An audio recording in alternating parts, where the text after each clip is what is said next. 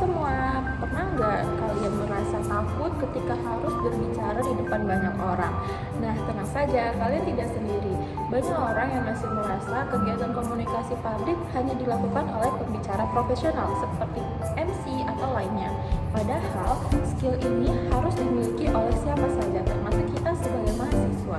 Di era digital saat ini, komunikasi publik tidak hanya dilakukan dalam kegiatan di atas panggung atau seminar, namun komunikasi publik juga dilakukan ketika kita harus pitching idea ke kelompok atau sekedar mengikuti Zoom. Masih banyak di antara kita yang berpikir seorang yang bisa public speaking di depan banyak orang adalah seseorang yang pintar dalam berbicara. Padahal public speaking bukan hanya tentang siapa yang paling pintar, namun siapa yang paling bisa menyampaikan pesannya dan dapat connect ke audiensnya langsung. Public speaking bukan hanya tentang siapa yang paling pintar dalam berbicara, tapi pesan yang disampaikan harus bisa menyambung ke audiens. Bisa saja pesan yang kamu sampaikan itu keren, tapi apabila kamu tidak bisa menyampaikan pesannya dengan baik dan jelas, bisa saja pesan tersebut tidak langsung sampai ke audiensnya.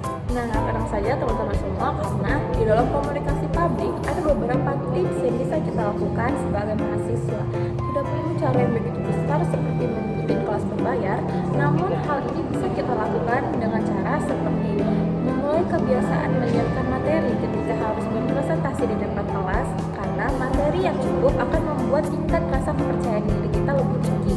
Kemudian ikut organisasi atau sekedar seperti ini, seperti saya lakukan, merekam diri di HP sendiri. Dengan hal ini kita bisa melatih artikulasi nada bicara kita dan bisa melihat kekurangan dan kelebihan kita dalam berbicara. Jadi kalau kamu ingin didengar dan dipercaya ketika berbicara, nah public speaking kuncinya.